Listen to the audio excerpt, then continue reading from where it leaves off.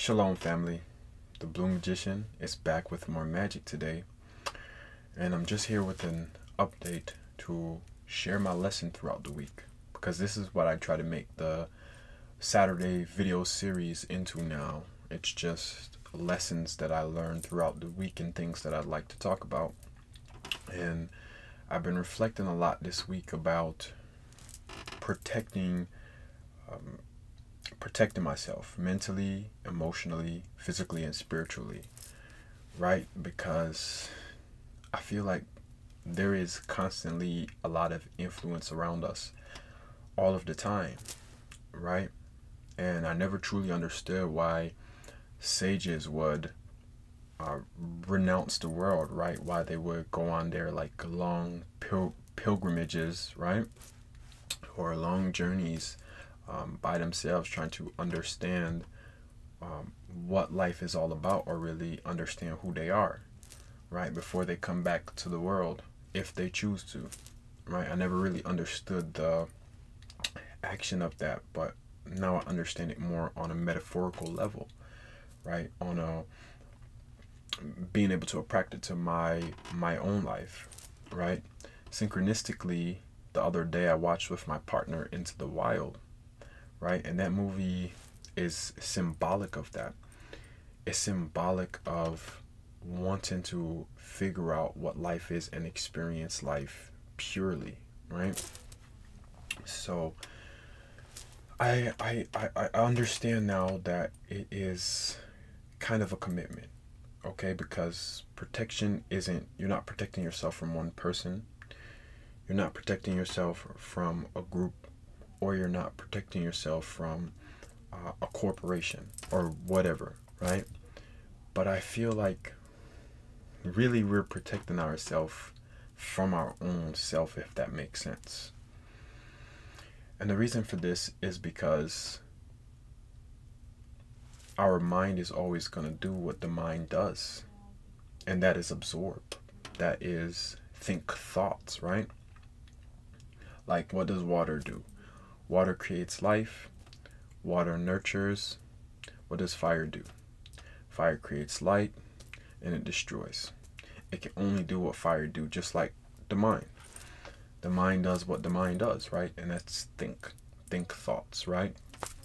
So really we're protecting ourselves from ourselves because we don't truly understand how deep the mind goes, and how when we receive something once in our life, how that transitions sometimes far into our life, right? And we never get rid of those things. They become episodes that continue to play out. That's because we haven't really taken our time as a society to get beyond religion and notions. Religion is philosophical ideas. Spirituality shows you that the temple is within, right? It's now experiences. It's a direct communication and line to spirit, right, to God. So yeah, I think the key here is to know thyself, right? When you know yourself, or you take the time to connect with yourself, right? You can spend lots of time with yourself, right? Because I feel like there needs to be balance between spending time with family, friends, co-workers, whatever, and then spending time alone to kind of get away from all of that, right? And I'm going to go through some more methods that you can do to kind of get in tune with yourself towards the end of the video, okay?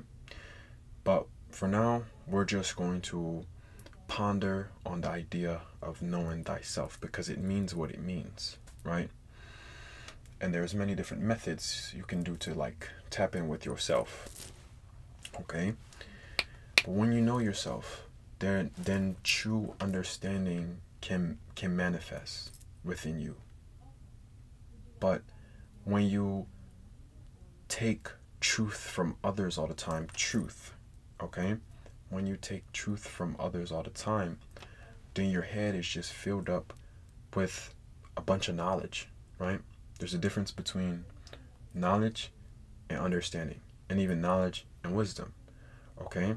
Because wisdom is gained through experience.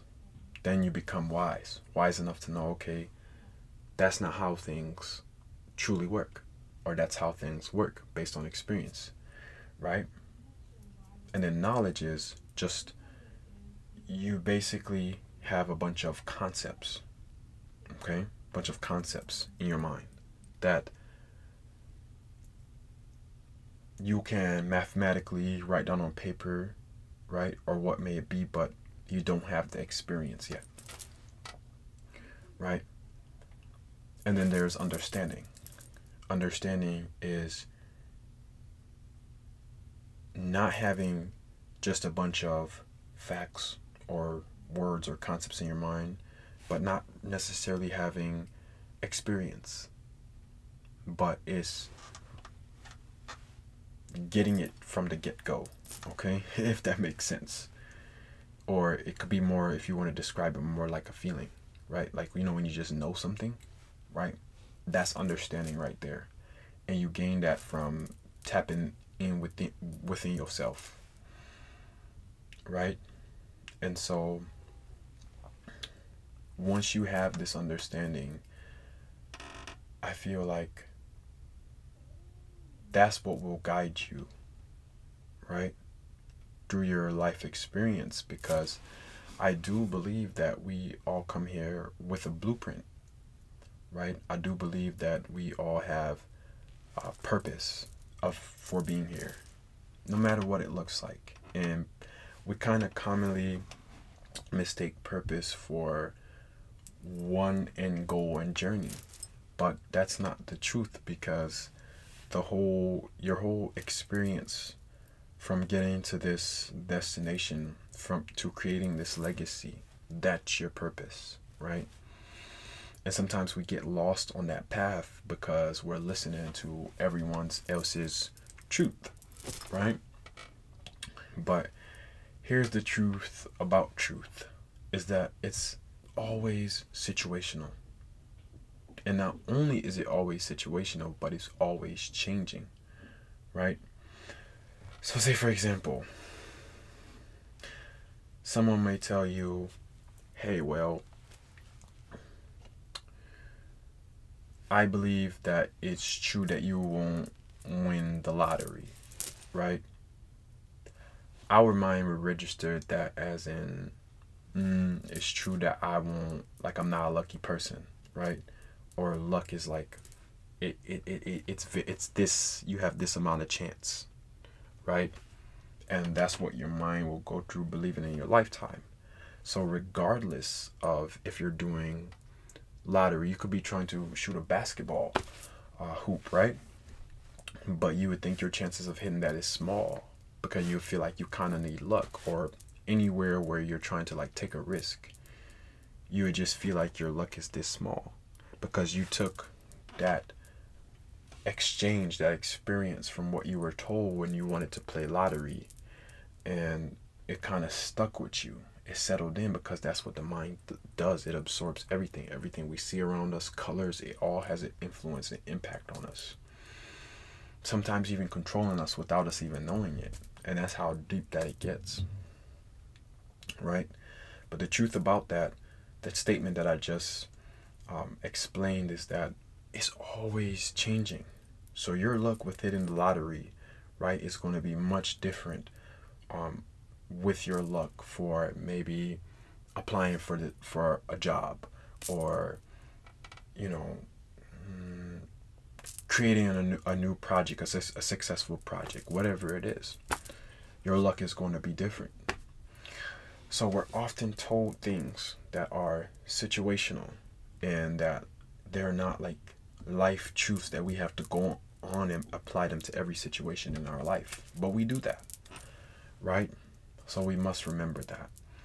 And the thing about us is we're emotional, and every day we feel different. Every day we learn. So we learn new things. So if you take what somebody tells you for where they're at in their journey, and you apply that for the rest of your life, then you kind of lose, because that person probably done already changed to like 500 other different philosophical concepts or logical concepts, whatever, right?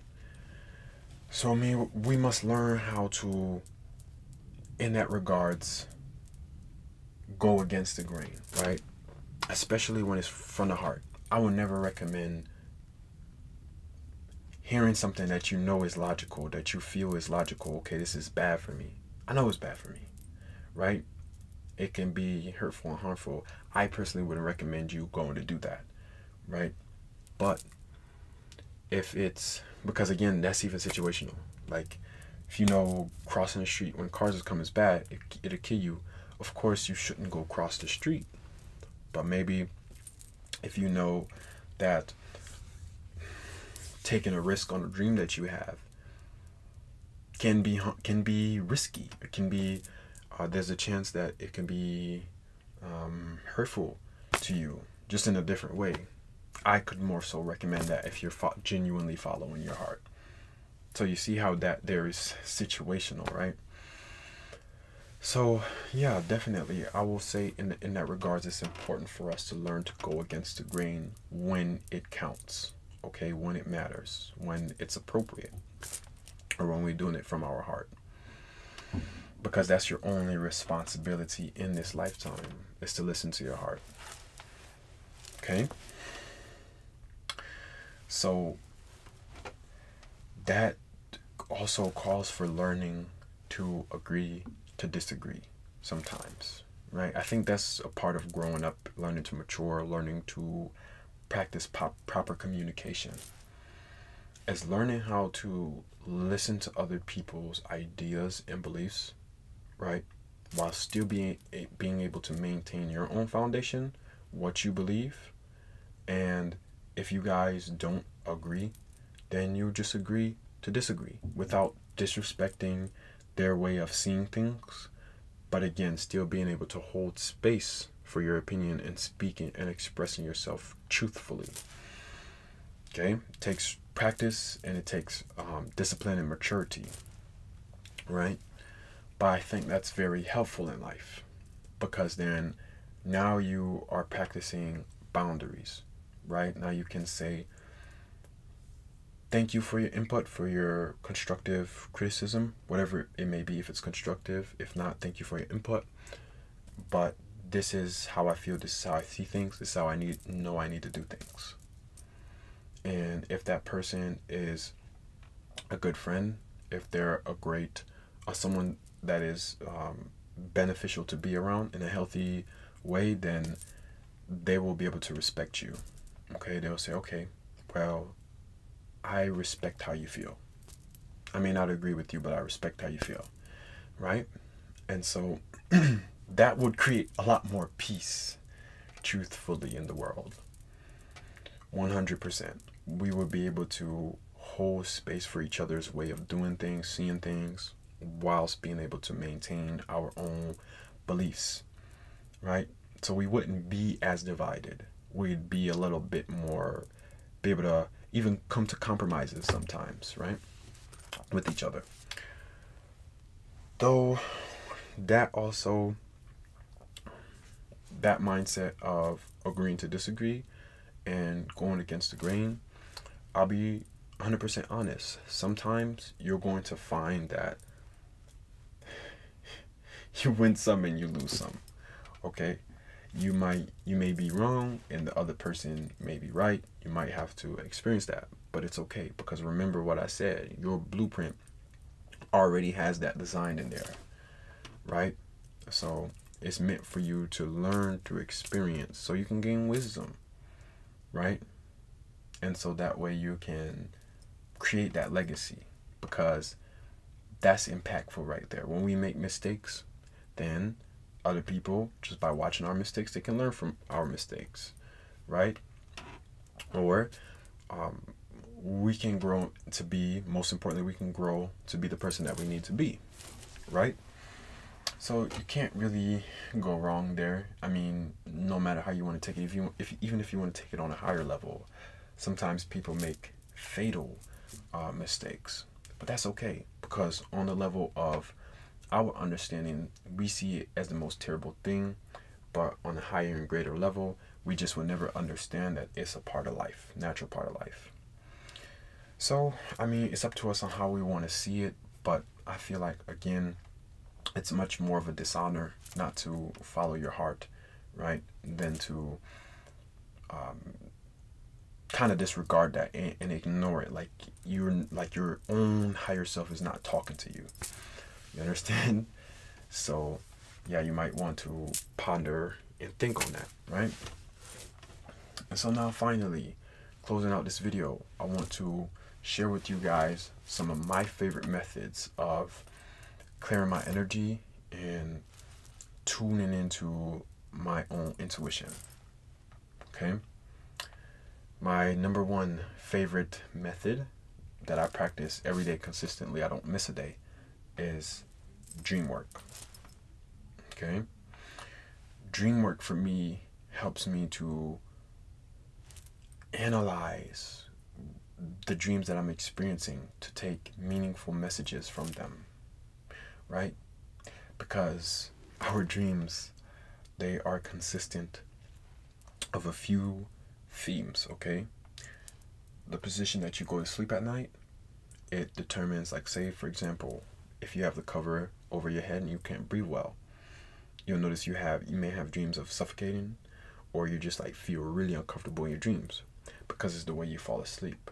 That's why in Buddhism, Hinduism, and other different cultures that practice dream work, they have different ways of sleeping to kind of help them, right, make the most of that time, of that space. Then you have your mind state. If you were angry in the day, right, arguing with someone, you may notice that in the nighttime that continue on. You might even see yourself fighting this person, or what may be, right? That's because of the mind state that you fell asleep in, right? Like what happened in your day. And then there is then that's when you would step into the realm of the more abstract dreams. Okay, so future things, right, and even things of the past. But there's branches to it. Okay, but it's a rich space, and it gets deep into our subconscious because of the brainwave state that we fall into. Right, we fall asleep, so we kind of lose consciousness, because our conscious mind is always trying to take control. But when it starts to lose consciousness, and then we get into that deeper brainwave state, or our subconscious mind, that's when we're able to like experience and observe a lot of what's going on there. Okay, can help you cut through years of trauma, right? But dreams are abstract. So, say for example, you being in the dark isn't necessarily just means, okay, I was in the dark in my dream. That's what it is. It can mean a multitude of things. It can mean you're lonely. It can mean you're in a depressed space in your life. It can mean you're transitioning into something new in your life. Multitude of meanings. Okay, it's abstract, and I say it should be a consistent practice so you can get better at deciphering your dreams. Okay, but rule of thumb, you can never go wrong with paying attention to them and writing them down in the first place, because something may come to you throughout the week that'll help you understand something that you're actually going through. Okay, and then you'll see, okay, maybe I need to kind of ease off from hanging with this friend, or maybe I need to, like, this is what my intuition is telling me. It came through me in my dream. I heard it. Like, this is what I feel. This is where I want to take things, right? You can start to hear more of your true feelings, okay?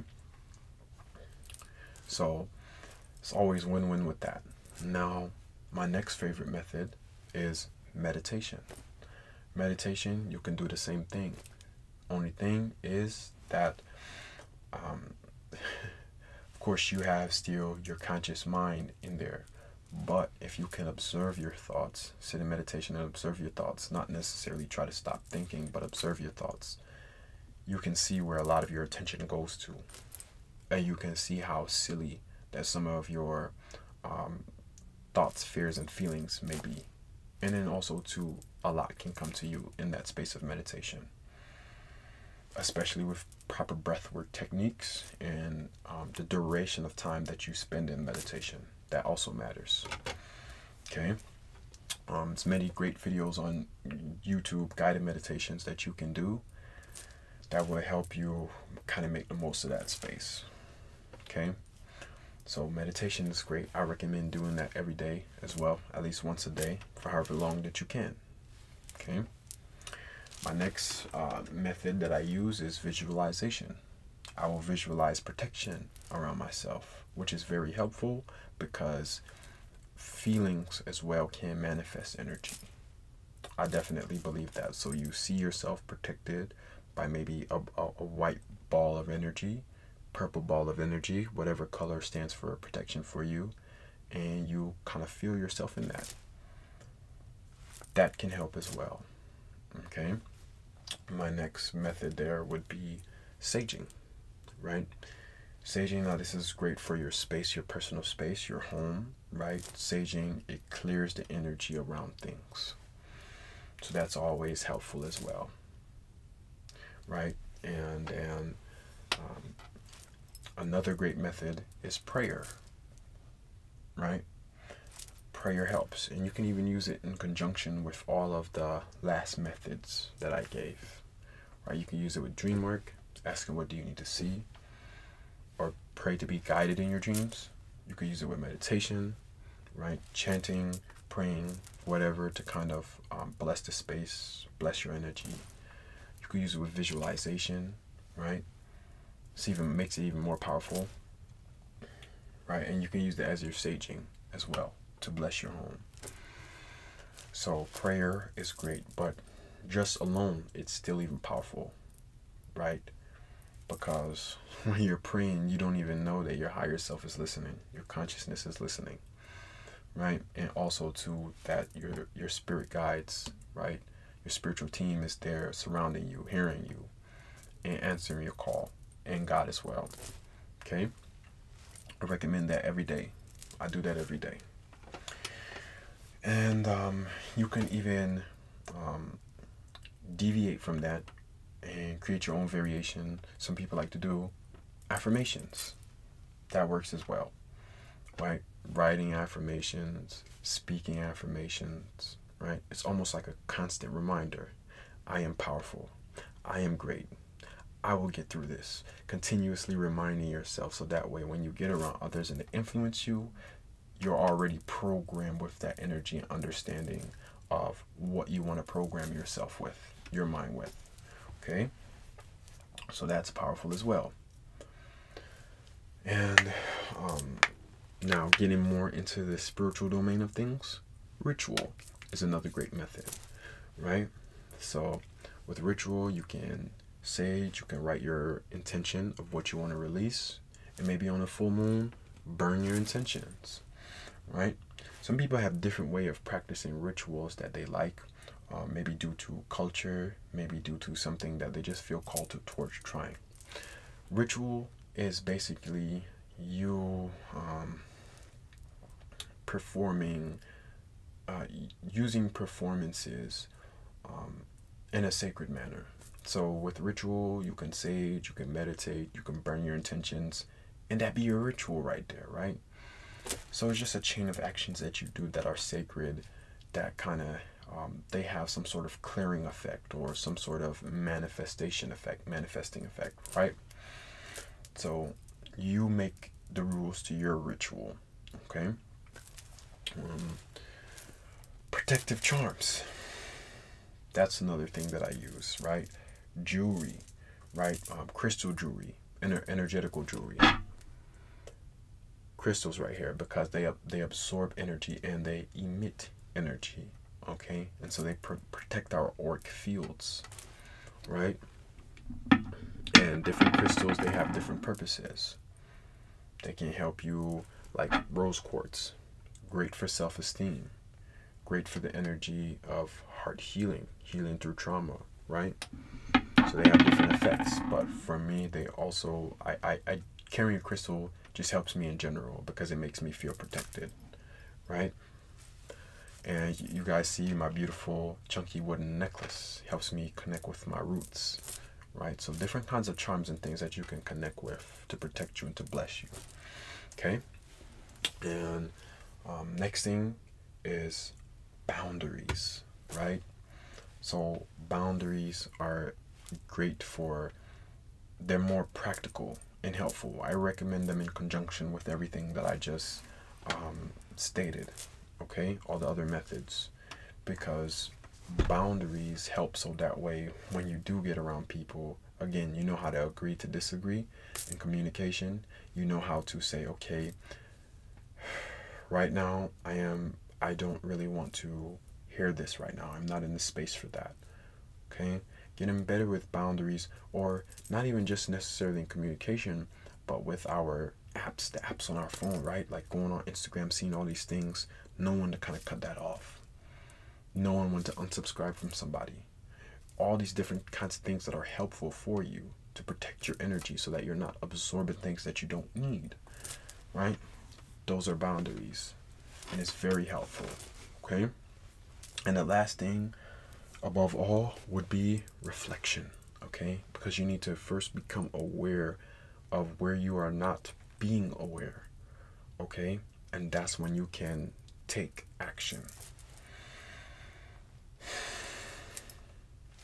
So those are the methods that I personally recommend for this video. Maybe in a later video, if you guys want, I will talk about more methods that are helpful. Okay, but that is my video today, basically to say that everyone can't be right, simply, okay? And that you have to listen to your heart and listen to your own truth. It's just a reminder. All right, so that is what I have for you guys today, and I'll see you guys in my next video next week. Peace.